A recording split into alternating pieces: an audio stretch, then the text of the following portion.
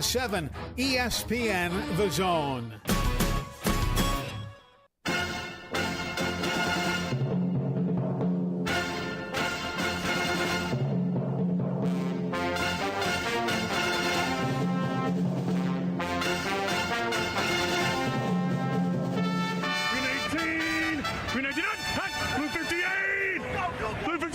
Welcome to the Morning Blitz with John Abraham, Captain Cool, and the Bandiman Bailey Lowery. Call into the Neighbors Wealth Management Hotline now, 256-576-4977. That's 256-576-4977. Now, here's Captain Cool. Hello, welcome in, everybody, to a thirsty Thursday here in no man's land. Welcome into the Morning Blitz. John Abraham, Captain Cool, alongside the Bandiman Bailey Lowery. And guys, it is going to be a spectacular weekend. I will say that, okay? Of course, we have amazing college football matchups. On top of that, a great week of NFL football's coming our way. On top of that, we got all these other sports, basketball, both in the college realm as well as the NBA realm. But there's one thing you need to focus on first before you can enjoy that wonderful weekend, and that is obviously a good roof atop your head, and you can get that good roof from the great guys over at Fleming Roofing and Restoration, the guys you need to talk to about all of your roofing needs. If you're having any roofing problems, make sure you look them up online at FlemingHSV.com to fill out your free quote today, and remember that Fleming always shows up. I know it's going to be a bad one on Saturday. I know it's going to be a bad one. It's going to be raining all over the place, and you know what? We're going to fight through it because I think we'll be fine. We'll have, some amazing college football to watch while it trickles outside. But Bandy, how are you doing today, brother? I am doing good today, man. I had a good basketball field day yesterday. I mean, was able to catch the local Alabama A&M game here, and then that Arkansas-Duke ending was. Arkansas was cutting it close. Yeah, I mean, and it was looked at like this Arkansas team would be a good challenge for Duke, and that's exactly what we got out of those two matchups.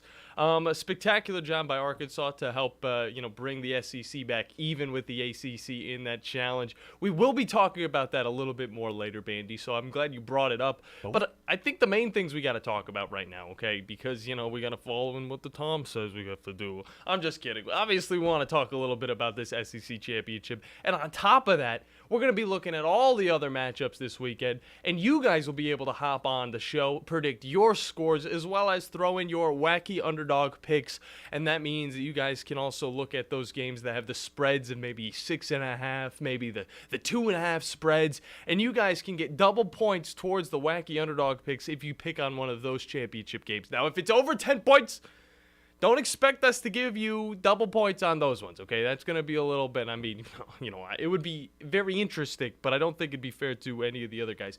I will say this now, that might not be the case come playoffs. If there are, any spread we get during those playoffs, it's going to be double points, okay? Because we want to make it hella interesting at the end of the season. I mean, I'm not going to lie. Someone getting 40-plus points for correctly predicting Iowa over Michigan sounds pretty funny. Golly. Talk about these two teams. If they want to take that risk. Yeah, I mean, they could be polar opposites. And, I mean, what's really the risk? It's not like we're taking points away from them, okay? But it's still going to be 22 points if you do pick Iowa over Michigan. And just kind of looking at the season stats compared to each other, and this is obviously going to be that Big Ten matchup that nobody's going to watch because it's going to be a blowout. But he'll still be a part of this whole storyline that's going down about how Alabama can get to the playoffs. So we're definitely going to be a part of it. Is it going to make a difference? Yes, if Iowa wins, that percentage very low. Looking at these stats throughout the season, the average passing yards for this Michigan team, it's over 2 times what Iowa's is. 224 yards per game compared to Iowa's 123. Then that goes down to the running game. Maybe this will be a little bit different. The rushing yards, 169 for Michigan. For Iowa, it's only 123. So, I mean, not bad. That's actually pretty good, okay? But then you go down to the average total yards. This is where it's kind of blown out of proportion, all right? 394 yards for Michigan all season long. Almost 400 yards per game. Iowa has 247, okay? That's a lot of the time what Michigan gets in the passing game, all right? altogether, it's going to be a huge offensive win for Michigan. And if Iowa can stop them maybe 1 or 2 drives, that'll be a win for them. But I just don't see anything else happening for the Hawkeyes.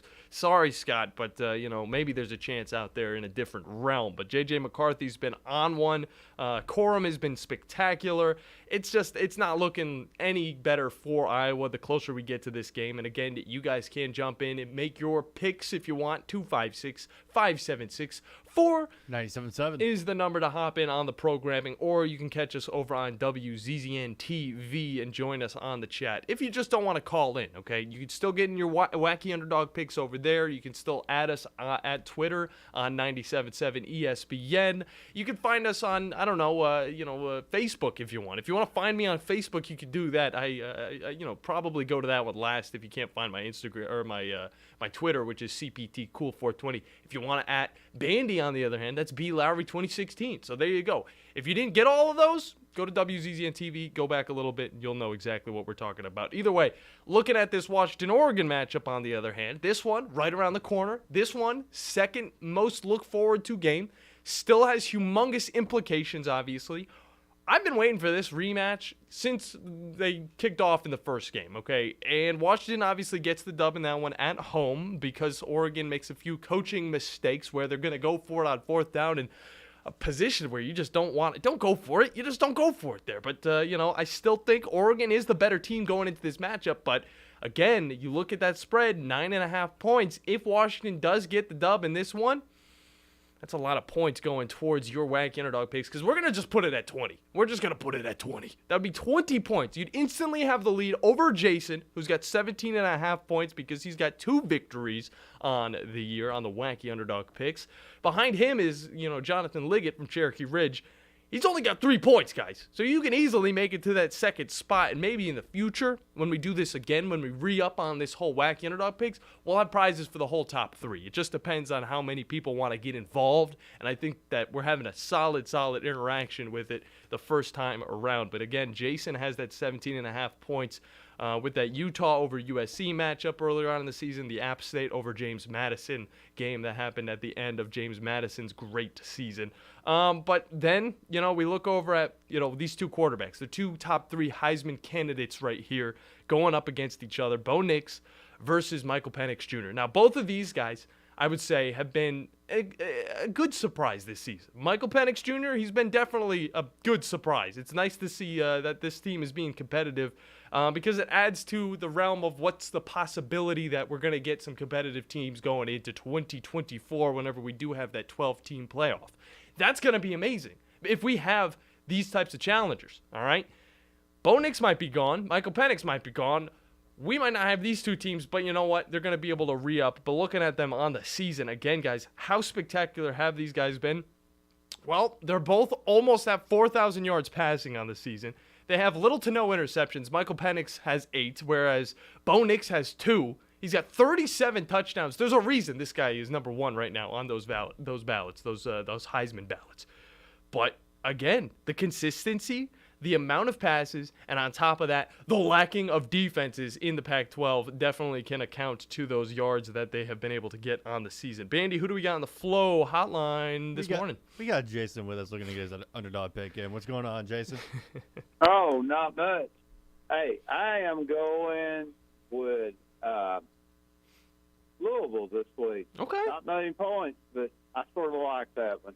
Yeah, that's a 2.5 points right there if Louisville does get the win over FSU. And I got to say, Tate Rodemaker, he could be a fine quarterback during the regular season. If this injury had happened earlier, I would say that he'd be able to kind of slide into his way of playing with this team. But since it happened so late, now you're going up against the real competition going into the playoffs. If they make it to the playoffs, it's going to be a lot of tough challenges ahead for that young quarterback. But I like that pick. I think if there's going to be an upset, it's going to either come from this one or that Alabama versus Georgia matchup. But good stuff, Jason. We'll put you down for that one, man. Good stuff.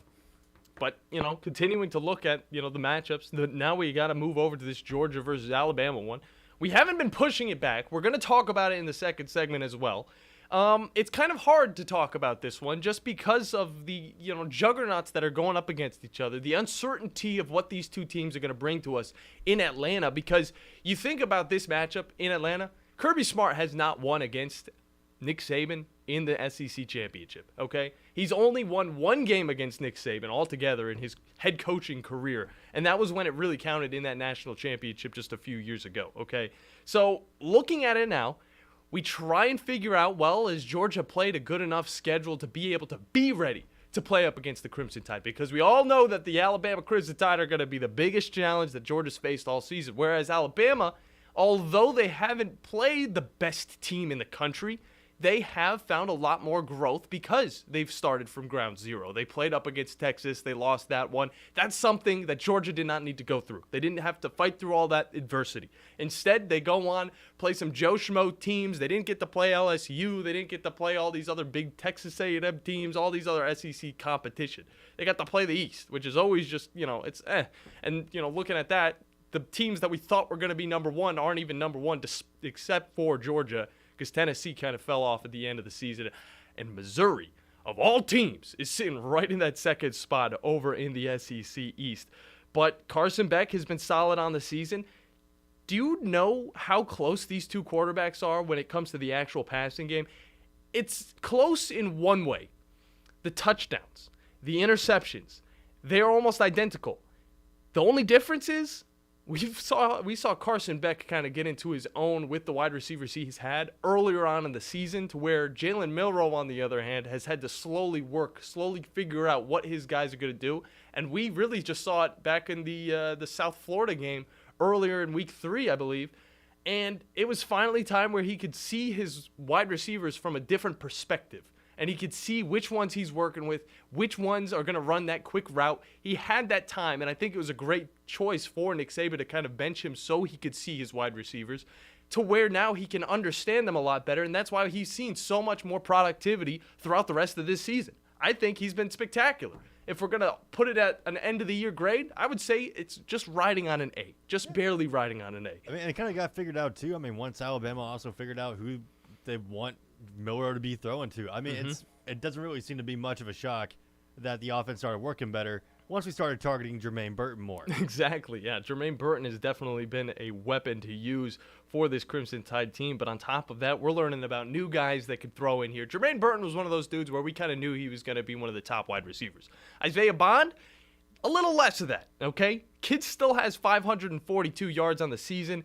In a bad passing team earlier on in the season, they're still not going to focus on those big throws down the field. But, Bandy, we got to hop into a break. We're going to continue talking about this matchup. And then later on in the show, we will turn our tides to a little bit of golfing news, as well as John's wacky underdog pick. But when we come back, more of the same here on the Morning Blitz on 97.7 ESPN, The Zone.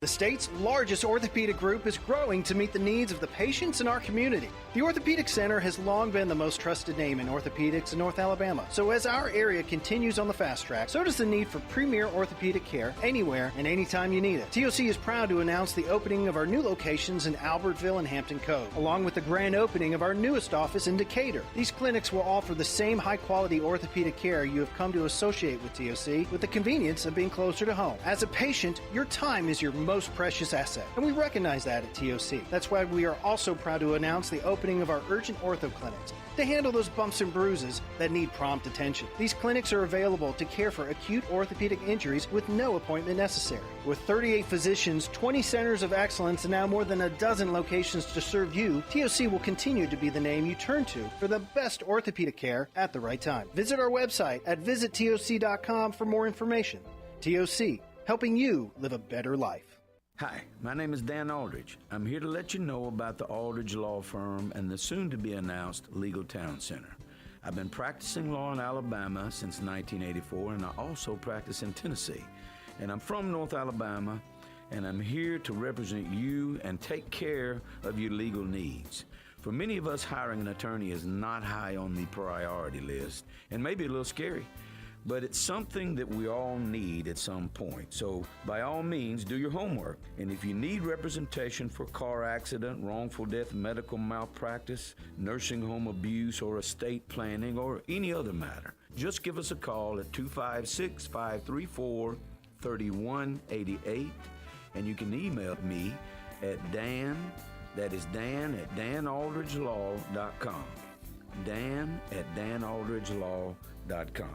God bless America.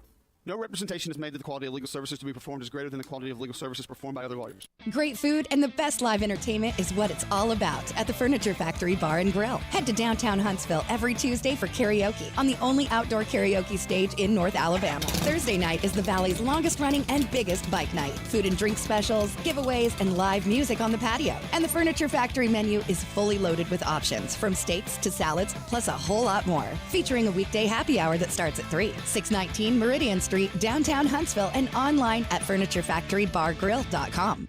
As the calendar turns to November, we thank Thanksgiving, and for that we have plenty to be thankful for. As we gather with family and friends, it's a good time to make sure your heating and cooling units are up to speed. Thomas from Talent Heating and Air with us. Thomas, if you're tired of all of that from all the other companies, give Talent Heating and Air a call.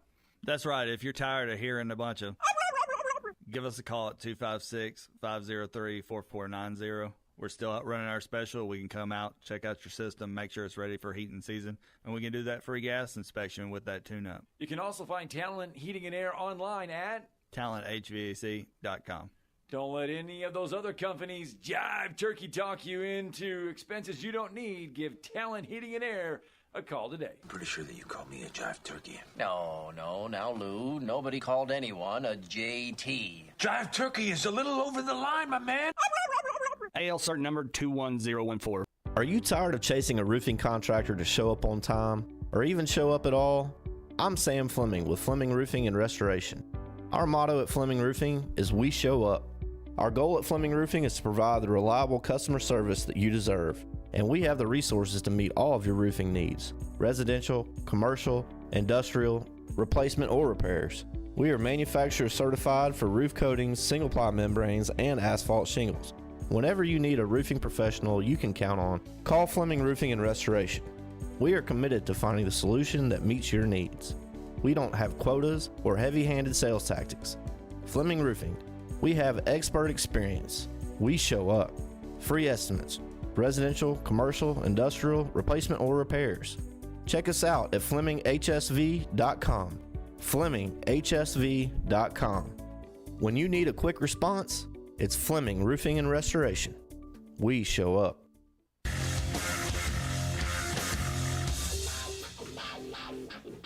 Bandy, I think we hop right into the phone lines. I know we got Shane from Decatur. Oh, he's gone. Never mind. I wonder what his pick would have been. Call back in, man. Get in your wacky underdog pick, man. Either way, we got to continue on with a lot of this fun talk we're going to get into. Obviously, going to be getting into that Alabama-Georgia matchup still. We're going to continue with it. And then as well, we're going to turn the tides just a little bit to talk some ACC, SEC basketball, because I know Bandy wants to talk about it. And I know we got to talk about how embarrassing Vanderbilt is for losing that game against Boston College, because, if there's any game where SEC should have pulled away, it was going to be that one. But we'll talk about it here in a second. But the more I continue on with this Alabama versus Georgia team, the more that I think that Alabama is going to be able to pull away with it. And why do I say that? It's going to come down to a very close ending, okay?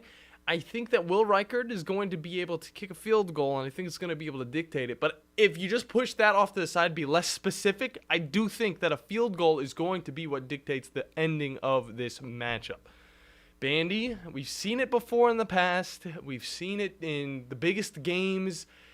We've seen it in games against Auburn. Field goals, despite them even, going in or going out, they're still going to dictate what really happens at the end. Yeah, we remember that play. Yeah.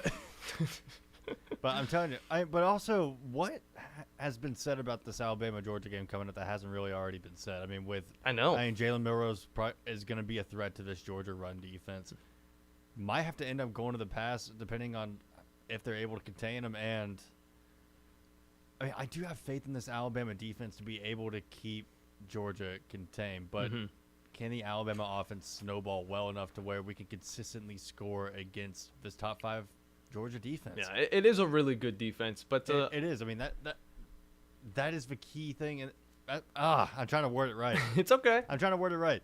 But that's a key thing in this matchup is just, can the offense stay consistent? Yeah.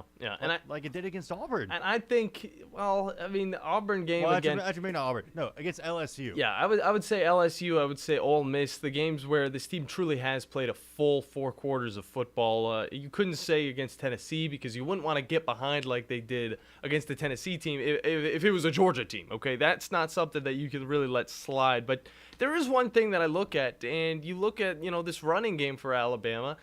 It works well against Georgia because despite everybody talking highly about this Georgia defense, you got to remember that this is also a defense that has been a little shaky at times when it comes to the run game. And whenever you have not only Jace McClellan to go up against, Roydell Williams to go up against, you also have a very fast quarterback in Jalen Milroe. And if he's able to get into that mindset of the Jalen Milroe we've seen in those big wins against SEC opponents where, he was playing well against LSU, it looked like the full 4 quarters that we wanted to see.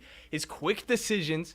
He's not trying to stay in the pocket like he was against Chattanooga, which was just a game where, obviously he was trying to train himself a little bit more. I feel like Nick Saban told him, hey, try and learn to stay in the pocket a little bit more, wait until those wide receivers get open, and then chuck the ball down the field. He needs to have a little bit of the mix, okay?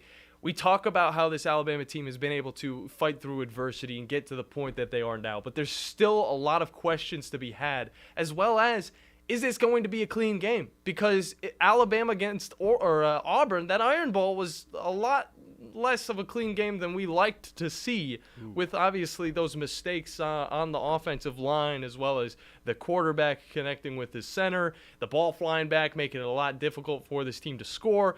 Those are the mistakes we need to not see happen. And on top of that, clean football from this Alabama squad, because you're going up against one of the best teams in the country when it comes to not making those unneeded penalties. I mean, Georgia is a very clean football team, and that's why they've been able to win 28 straight, and they're trying to win 29 straight.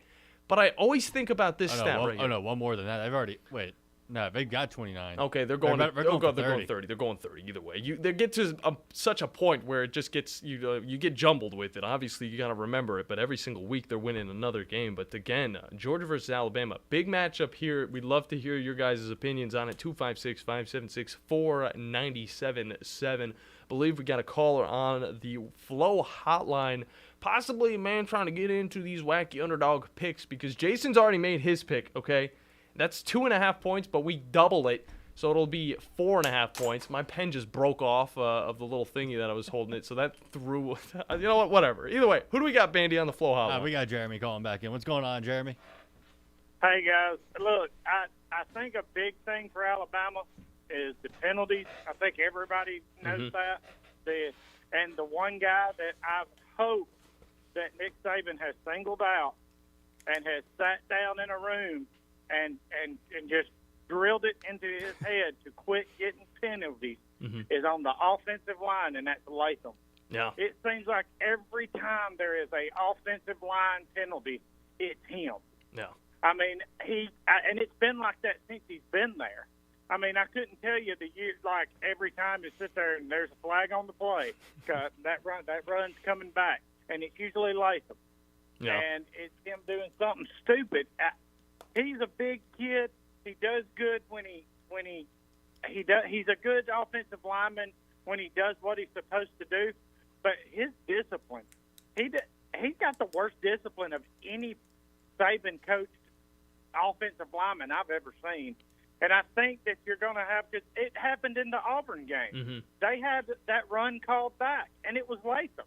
Yeah. That's a run, So he's done that a few times this year, but there's just been some stupid penalties, Alabama altogether. And I know people want to complain and say the referees, you got everybody else in the SEC saying we pay the referees to win games. But then all the Alabama fans are the referees against us because we're the most penalized team in the past 2 years than we've ever been under Saban. Yeah. So I think it comes down to that. I think it comes down to not having points come back off the board for Alabama, because Alabama would have been up 21-0 last Saturday, and we wouldn't have had anything to talk about.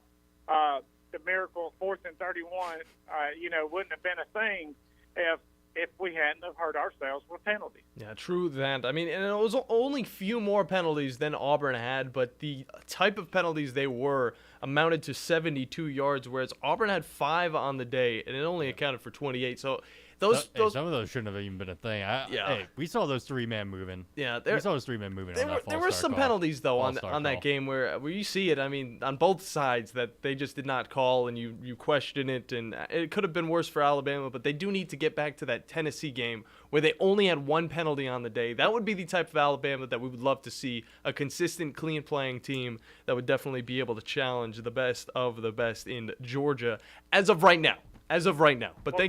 But Jeremy, you got an underdog pick for us this week, man? Oh God, there's a lot of games. I mean, the 2 that stick out in my head are the 2 that I really hope. I don't know who to pick, and that would be between Louisville and Iowa. Yeah. Because everybody's down in Iowa, like, Michigan's going to cakewalk, and they may do it. They may blow out Iowa. They may be that good of a Big Ten team to blow them out. But the thing about it is, everybody's been down on Iowa, but hey, they're in the Big Ten championship. Yeah. And they're 10-2. I mean, you can't be too bad. You can't be too bad. Yeah.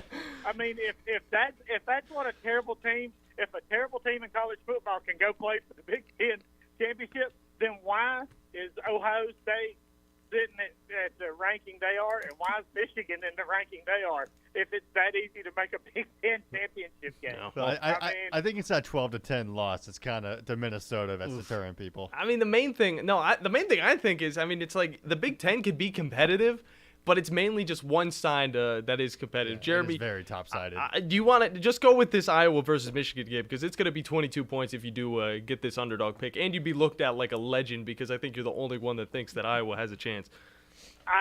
That's who I'm going with. I'll go with Iowa. All right. And look, hey, and to go back and say something else, Alabama's penalties. I've always looked at it like this: you can have penalties during the ball game, like during a drive, but it's the ones that take the points off the board, and it's the ones that lost a down or 10 yards or more. Yep. Those are the ones that hurt, and it seems like that's what's going with Alabama here lately. It just seems like those are the ones that they get called on every time, and that's where the discipline needs to come in, because 5-yard penalty to me for Jalen Milroe and that offense, that shouldn't be nothing. No, that shouldn't be nothing. And it's when they get them, and it's like late in the it's 3rd or 4th down when they're getting them. Mm-hmm. It's not on 1st down. It's not on it's usually later on in the downs, and it's usually later on in a drive, and that's what's hurt them the most this year. But I think that if you took Jalen Milroe off this team and you put him on, say you put him on the Alabama team in the past with Mechie, and that where we had wide receivers galore, I don't think he'd still be the same quarterback. I don't think he would have even started on those teams because of his lack of staying in the pocket. Mm-hmm. But to say all that, to end it with this, he stayed in the pocket on 4th and 31. He did, and he let it rock to the end zone. It was nice. I mean, he sat down, and him and the offensive lineman had a tea party and finished it, and then got up and said, well, let's finish the play, and let's just go ahead and win this ball game. Well, Hugh Freeze, he says, let's send 3. Let's send 3. Maybe, you know what, they'll get to him. Maybe they'll cause him to run out. Like, it's not going to make him roll out if he's got 3 guys coming at him that can't even get through that brick wall that is the offensive line. Hey, that's what us Alabama fans have been saying for years. Like, why didn't we have anybody back? Why didn't they send anybody forward? Exactly. Well, the thing is, it's just I was impressed with the throw.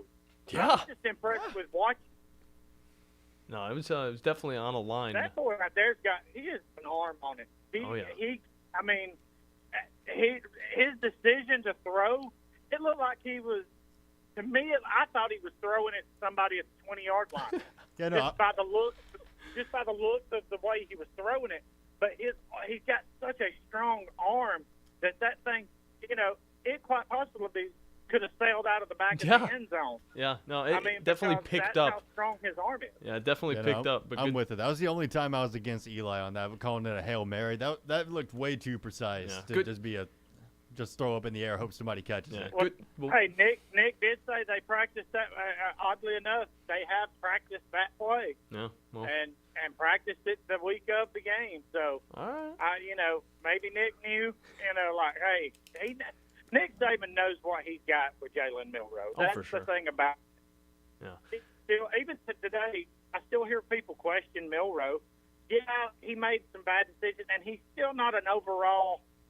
I still don't think he's in the top 5 of Alabama quarterbacks in the Saban era. Oh, definitely. I don't think so. But, not yet, at least. But no, not yet. But this game this weekend could nudge him closer, and then I think we lost him. Because I'm still not certain that even if they won this weekend, that they'd still go to the playoffs. If you have Washington win, and if you have Florida State win, because you're going to tell me that you're going to have 3. You're going to put 2 one-loss teams above 2 undefeated teams. Yeah, it's going to be tough. So it's going to be tough, and that's the next question that really goes into it, Jeremy. But we got to hop into a break. We appreciate you calling in, and we'll definitely keep an eye. Now I actually have to watch this Iowa-Michigan game because you put that one down, but now I'm very excited for it. So thank you very much, Jeremy. But we got to hop into a break. When we come back, we're going to be continuing to take your guys' calls. 256-5764. 977 is the number to call in, and we will talk a little bit about some SEC basketball, Bandy, to appease you before hopping into some more conversation as well as some basketball talk with Jonathan Liggett. That's what's coming like up. I'm forcing you to do it. No, I want to do it. I got to go against what the Tom says. Everybody's talking about these games. I want to move around a little bit, but that's what's coming up here on the Morning Blitz on 97.7 ESPN, The Zone.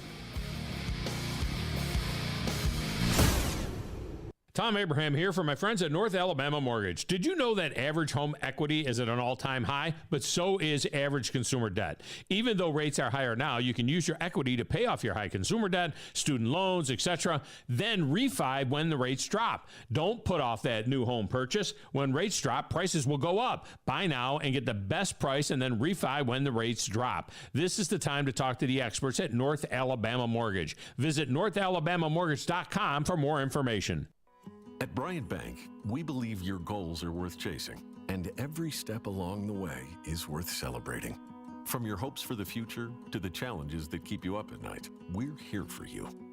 Bryant Bankers put care into action to help you live legendary by stepping up when you need us most and doing what's right, even when no one is watching. Come experience a local bank whose people greet you by name and treat you like family. Bryant Bank, member FDIC. If you work in a dangerous or logistically intense industry, you know good training can be a challenge. There are training costs, safety concerns, and difficulty replicating real-world scenarios. There's a better way used right now in the Army and in all our armed services to better prepare our heroes, and it's available to you in your organizations. Higher Echelon's Game Development Team is revolutionizing learning in military training, dangerous industry, STEM, and sports performance domains with cutting-edge virtual training that immerses you in lifelike scenarios without the cost and safety concerns for trainees. With Higher Echelon's game-based training, you'll experience realistic simulations, precision accuracy, and unparalleled safety. Higher Echelon founder Dr. Joe Ross is retired Army who played and later coached for the cadets and puts that experience to use. His team has been building cutting-edge virtual training environments for soldiers and clients for a decade. Higher Echelon, the name you can trust for advanced training solutions. Reach out at higherechelon.com to get your free consultation. Go Higher and go Army. Hi folks, Bobby White back again for Woody Anderson Ford's Thanksgiving sales event. This is the time of year to give thanks for all the good things in our lives. And at Woody Anderson Ford, we give thanks that you're driving a Ford. Right now, we've got financing as low as 2.9% for up to 60 months on 2023 Explorer and Bronco Sport, plus $1,500 in bonus cash. Even our 2023 F-150 Crew Cab has $1,500 bonus cash and financing as low as 3.9%. And our lease rates are great too. 2023 Bronco Sport, $389 a month. 23 Explorer, $537 a month. And our 23 F-150 Crew Cab, just $449 a month, plus $3,000 in total trade assistance and red carpet lease cash. These are 36-month leases with $36.95 on Bronco Sport, $49.21 on Explorer, and $51.51 on F-150 due at signing. Zero security deposit, just tax, tag, title, and your good credit. These offers end November 30th. Call 539-9441 for complete details. It's Woody Anderson Ford's Thanksgiving sales event, and we hope to see you soon. From the Fox 54 Weather Center, I'm Chief Meteorologist Jordan Dressman. Widespread rain as we head into the overnight early into your Friday morning. Allow yourself several extra minutes for the Friday morning commute. We are going to start the day slightly warmer. We're going to start the day in the mid-40s. We're going to climb into the upper 50s and lower 60s through Friday afternoon. But scattered showers are going to stay in the forecast. Don't expect much in the way of any sunshine as we close out the work and school week. Dropping into the mid-50s as we head into the overnight early Saturday morning. A mostly cloudy to overcast sky on Saturday afternoon. Scattered showers are going to be possible, though temperatures hanging out in the mid-60s. I'm Chief Meteorologist Jordan Dressman on your home for ESPN Radio, 97.7 ESPN The Zone. There's the phone and no one to answer. 256-576-4977. And as a result, we got many, many phone calls and letters. Give us a call on the Neighbors Wealth Management Hotline today. 97.7 ESPN The Zone.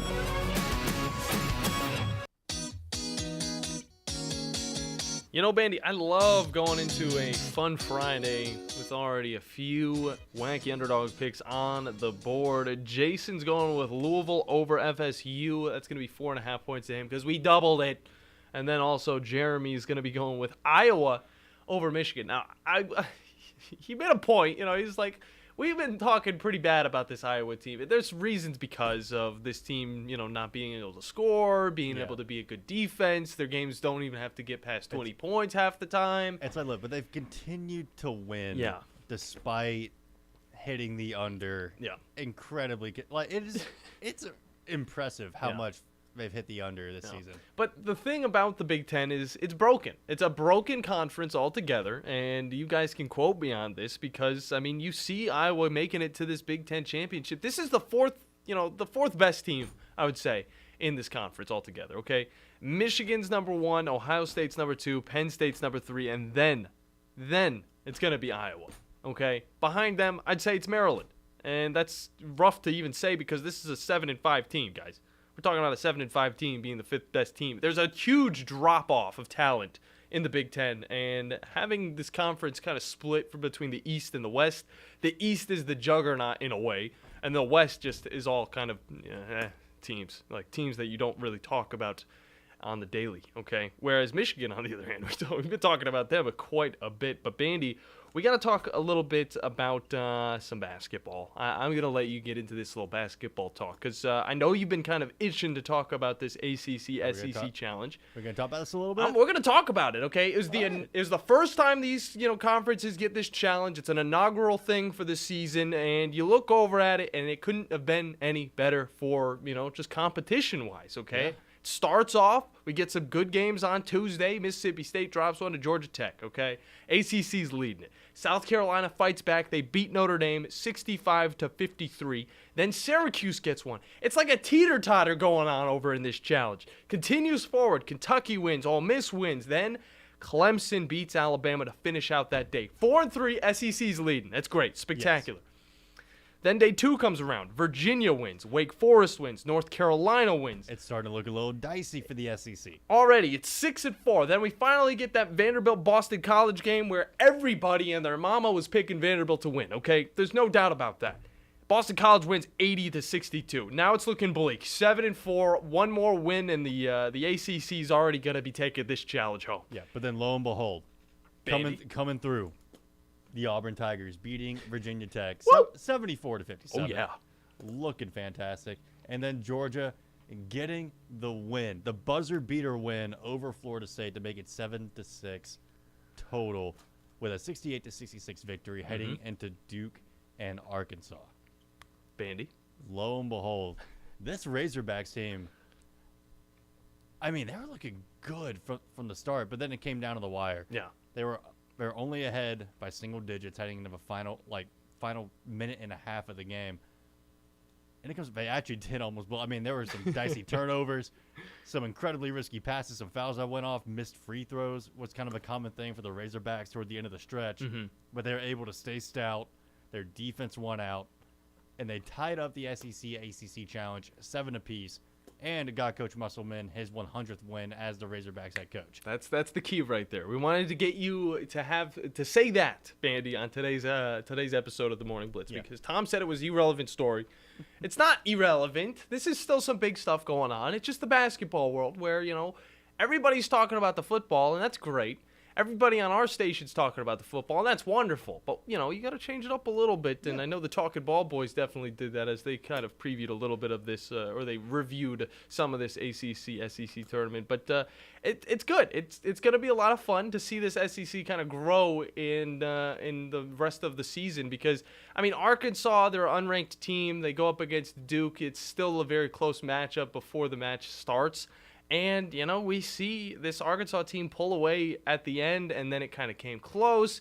And that's tough to do. To finish a game like this against a team like Duke, a team that's known for making sure they finish out their games, it's a huge win because now Arkansas is looked at like one of the better teams in the country, and now we probably are going to see them in the top 25 at least. They're 5-3 on the season. This is a huge win to boost morale, and I think that Arkansas is going to be able to have a good rest of their season until, obviously, they get into those SEC games against Alabama, of course, because Alabama, again, although they're dropping some early, this doesn't mean the season's a bust. This team is going to work together, and they are going to make sure that they at least reach I keep throwing my pen.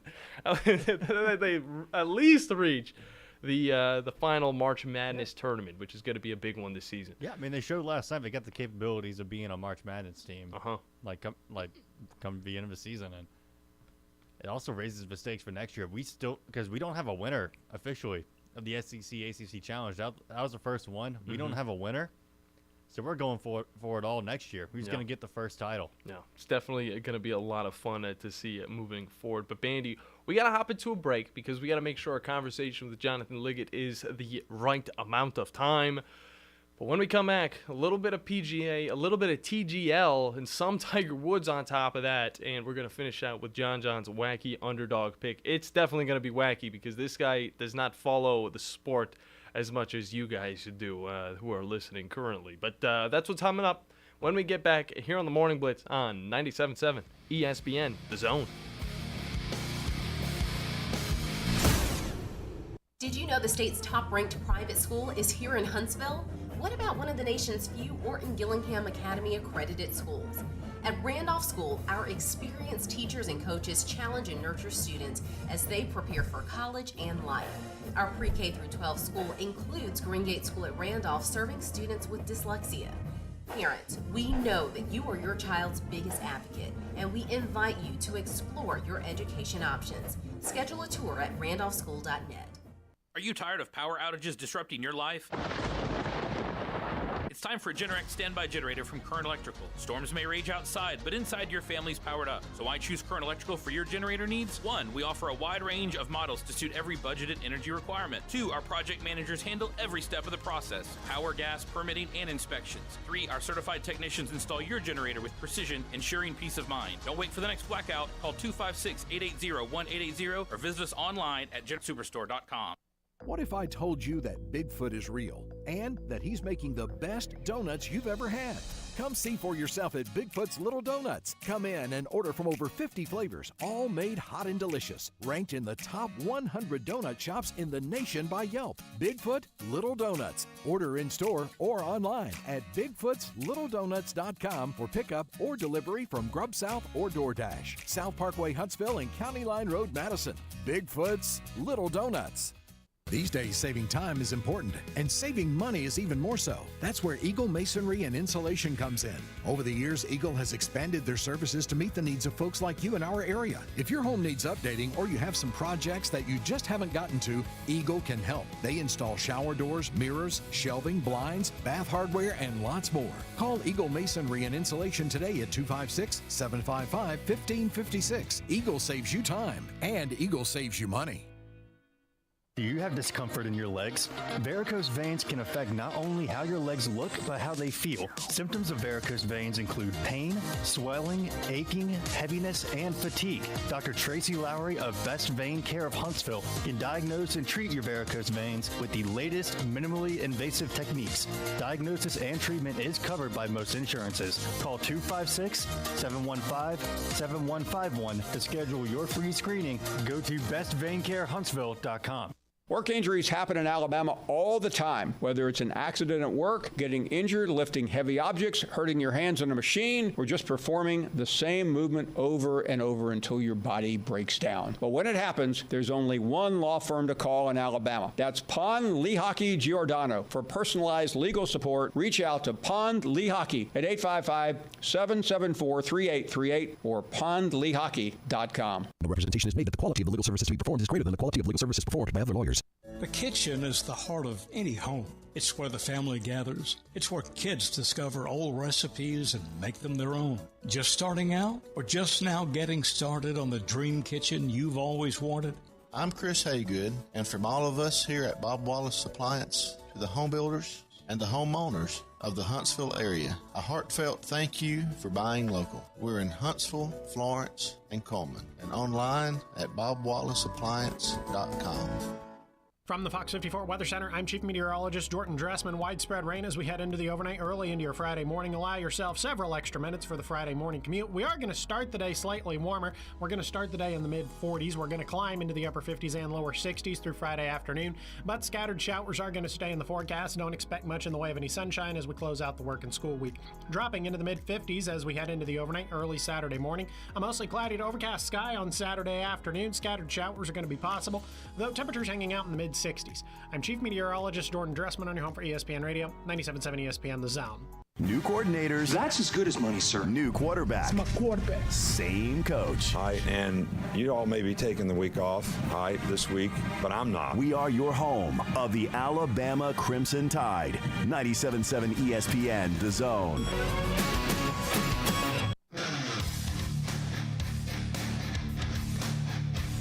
You know, the only time the PGA can kind of rival what is going on in college football is when we hear the name of Tiger Woods in the storylines, whether it is about him actually playing, whether it's him talking about the state of the PGA, whether it's about his brand new league. I feel like everybody just kind of opens up their ears and starts listening. And to help us kind of talk a little bit more about Tiger Woods' situation within the PGA is one Mr. Jonathan Liggett from Cherokee Ridge Country Club. But John, how are you doing today, man? I'm good, my guy. And you're saying Tiger Woods, you get me excited, exactly. My boy. Exactly. I'm ready to talk about some Tiger Woods. Yeah, dude. And I mean, there's a lot that's going on around. Obviously, the challenge that's going on. It's the Hero World Challenge. Tiger Woods, is set to play, and this is the first time he's set to play since all the way back in April during the third round of the Masters. Kind of just talk about his situation within this, as well as his new league that seems to be getting pushed back a little bit.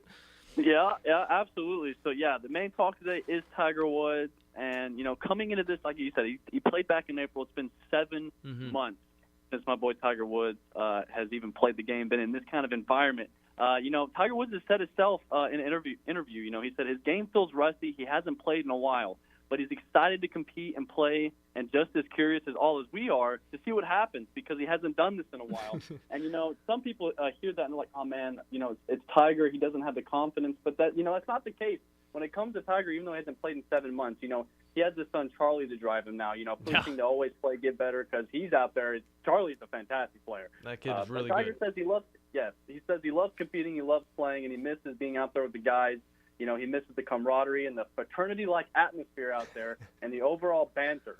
This is going to be a really high tournament to watch, like you said. When you hear the word Tiger Woods, whether it's anything, but when it comes to competing and playing, that's what people love to see. That's what people want to watch. And so when you hear Tiger Woods say these things, he hasn't lost confidence. He hasn't lost his drive or anything. He's ready to compete and get out here.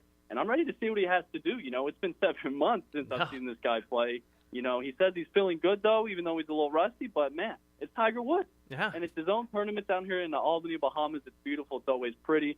So I'm excited to see what this man can do. Plus, the other 19 top-ranked players also in this tournament playing. So it's just a great tournament to be. And you got Tiger Woods, rolling in here ready to play. Exactly, yeah. Just something small to add on to the challenge that's coming up. But it definitely is going to be a lot of fun. Obviously, when you hear Tiger Woods' name, you hear the rest of the golfers that will be involved. And it's kind of coming at the same time as, another football player, or a football player's comeback, and it's Aaron Rodgers. So it's good to see, our heroes of the past coming back and, getting healthy and all. I don't know exactly what deal Aaron Rodgers made to make sure his Achilles was fine, but he is currently practicing, and now we get to see Tiger Woods come back. He's got this thing, though, we've talked about it, the PGL, okay? This weird little thing. Kind of just talk about it, because I was looking forward to it for the beginning of 2024, but it turns out that might not be the case. Yeah, so even though it's been a tragedy what has happened, so it's also a surprise to me looking at it today what had actually happened. So there was a temporary power outage at their dome that they had that caused the air-sealed dome to deflate. And when that happened, a storm came in that Tuesday night. All the elements came in, and they had all this brand new technology they were planning on using. Yeah. And so when all that happened, it pushed it back to 2025. And Tiger came out and he said in another interview, he talked about they felt like they were rushing it in the first place. Yeah. This is something that they can use another year. These are billionaires who are helping them, investing in this, and they're like, yeah, we probably rushed it. So this is something they can use time to make it right, to do it the right way. The best of their ability. So, yeah, all that happened. The storm came through with deflation, and now it's back to 2025. So any of you Tiger TGL fans out there was excited to see that. Like myself, it was going to be dope. Give it another year, let it marinate just a little bit, like the Thanksgiving you just all ate, and then it'll be even better next year. So. Yeah, exactly. And I mean, I guess a little bit more time to go towards that new revolutionary type of golf is definitely good. What I was trying to throw at you though was, why didn't they just put a dome around the dome so that none of the elements could have got it? That was my question. I don't know.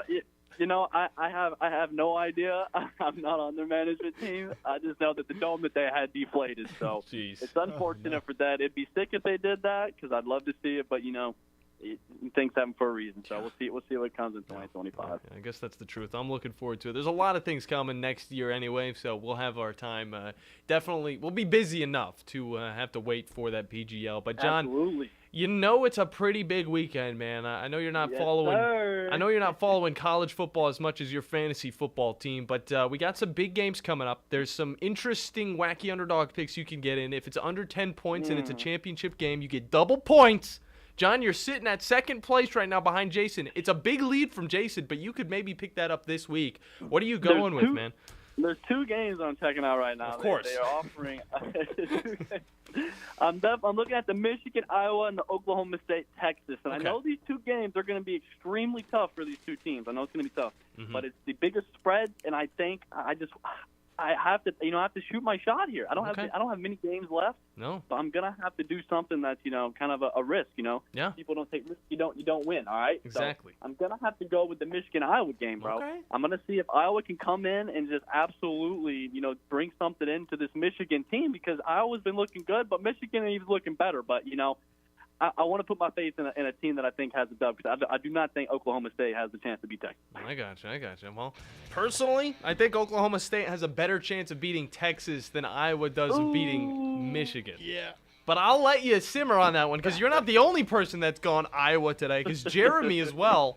So, I mean, if you guys get the dub in this one, we might have a new 2-leader at the front with 22 points from that Iowa win. It's going to be crazy. Now I have 2 reasons to watch it. But thank you very much, John. Can't wait to talk with you next week or whenever I get home. Yep. See ya. Good stuff. Jonathan Liggett, Cherokee Ridge Country Club. Make sure you guys go and check him out over there. So interesting. The game that nobody wanted to even talk about, except for Scott Tyson, is being picked in the Wacky Underdog picks. Love to see it. That's truly going to be the wackiest of all picks. For me and the Bandiman, we'll be out of here. 22 hours, we'll be back on a fun Friday here on the Morning Blitz on 97.7 ESPN, The Zone.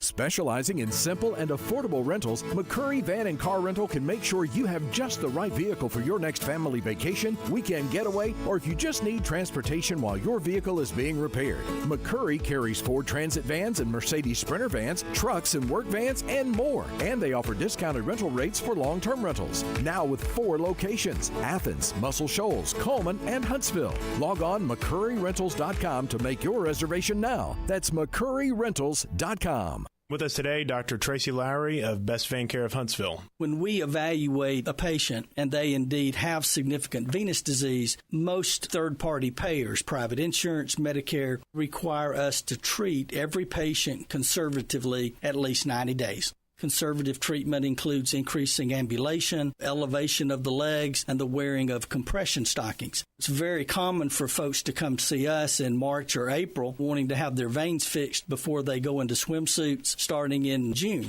When we see someone in March or April, they're going to require at least 90 days of conservative treatment before we can even go to the insurance carrier to get permission to treat their veins. So if you think you have a venous problem, now is the time to come in and get a free screening so we can determine whether or not you need something evaluated. If you have a vein problem or you think you may have a vein problem, now's the time to contact us at bestveincarehuntsville.com. Tom Abraham here for my friends at North Alabama Mortgage. Are you thinking about home improvements? Well, use your equity now and refi later. Or use your equity to eliminate consumer debt forever, then refi to a lower rate and shorter term when rates drop. North Alabama Mortgage can also help you if you're thinking about buying an investment property or a second home at the lake or the beach or in the mountains. We have great programs to make that happen. Visit NorthAlabamaMortgage.com to learn more. That's NorthAlabamaMortgage.com. When you call most roofing companies, all you'll hear is, you need a new roof. Not when you call Fleming. At Fleming Roofing and Restoration, we're focused on your needs, whether it's an easy repair or a full roof replacement. Folks around here have trusted Fleming since 1965 for all their residential and commercial roofing needs. And as the area's storm damage experts, Fleming knows all the ins and outs of the insurance claims process. Log on FlemingHSV.com to schedule your free estimate today. Fleming Roofing and Restoration. We show up. Seems our little town isn't so little anymore. It seems like every time you go somewhere, you see a new neighborhood or business. That's exactly why the Huntsville-Madison County Builders Association is proud to be selected as the host site for the OSHA Training Institute Education Center. Employees, employers, and supervisors, public and private, can train with the experts. Keep training, keep certified, keep safe. To sign up for classes, visit hmcba.org. That's hmcba.org. Absolutely. That's probably the move that we're actually a few years late on that for the New York Yankees. Coming up, somehow we have a story about this man's breakfast. Next, Greeny, ESPN Radio. Hi, this is Eli Gold, voice of the Alabama Crimson Tide. Join us every week for Alabama football right here. Listen to Alabama football all season long on 97.7 ESPN The Zone. Ball reigns supreme all year long. Southern Sports Today proudly presents The Chuck Oliver Show. It's an inside look at everything college football. Now live from Atlanta, Georgia, it's time to talk college football with the reigning king of college football, Chuck Oliver, on Southern Sports Today. Bama's task is very similar to 2 years ago. Except this time it's impossible. Chuck Oliver Show on a Thursday. And can we DeLorean back in time? Permission? I got a thumbs up. We will go back to 2021. And when I say Bama's task ahead of the SEC championship game, it's very similar to 2 years ago. In this respect, it's similar. You got one item. You got one big giant ahead of every other item, clearly, sort of item, to defeat Georgia. And it is a bone to chew. And you've got great talent and a great staff, and it's great to be in Tuscaloosa, and the paint on the field is great, and everything's great. But This is your one priority ahead of everything else. So numbers-wise, focus-wise, ability to drill down and have gazelle-like intensity. Bama's task is very similar to 2 years ago ahead of the SEC title game against Georgia, except this time it's impossible. Bama had one item on the to-do list before the 2021 SEC title game. It was figure out the right side of the offensive line. I have talked about this before. I talked about it in the moment because I didn't know how you do it. You know the one thing you don't fix with scheme, really, like ever? If you have an offensive line problem, it's not really a scheme thing. Almost ever. Do you know what a lineman can do? Block down, kick out, get to the second level. Now, you got to figure it out, and they do things to kind of screw you up. But do you know what an offensive lineman knows? Everything. An offensive lineman is told exactly where he will line up, exactly when the ball is snapped, exactly what he's supposed to do. He knows all of this before he even hears hut. Knows all of it. Defense doesn't know anything. Defense doesn't know where they're lining up. They don't know when you're going to snap the ball. They have no clue what happens next. Offensive line knows all of that. And Bama's offensive line was very not good. They needed to figure out how to block it up, specifically on the right side of the offensive line. If we go back 2 years ago, Alabama was coming off a very not so great Iron Bowl where Brian Robinson, Trey Sanders, Bryce Young, whoever else, 37 carries for 53 yards against Auburn. 37 carries at 1.9 per carry. Now, if you want the real kick in the pants, one of those went for 37. It counted, and you can't take it away. Other than that run, you had 36 carries for 43 yards. You were averaging about 3 feet a carry. 37 rushing attempts, 71 yards. That's what you got. It was even worse in pass pro. Bryce Young that day in a game you won in overtime. Bryce Young got sacked 7 times that day. Had to throw the ball 51 times. And he got beat upon the head, neck, shoulders, chest, legs, everything. And Alabama was able to win. And they survived and advanced. Auburn was not necessarily in a great spot that day, but it was the Iron Bowl, and it's in Jordan-Hare, and Auburn's like, bring it. Ain't scared. And they weren't. And they were. If you don't remember the Iron Bowl 2 years ago, folks, this was the Alabama offensive line, and I will say, comma, specifically on the right side. They roll into Jordan-Hare, and they get ripped up. They get shredded. They had no answers. And, again, Auburn at home, Iron Bowl. Alabama's offensive line on the right side, they didn't know if it was coming or going. And it showed.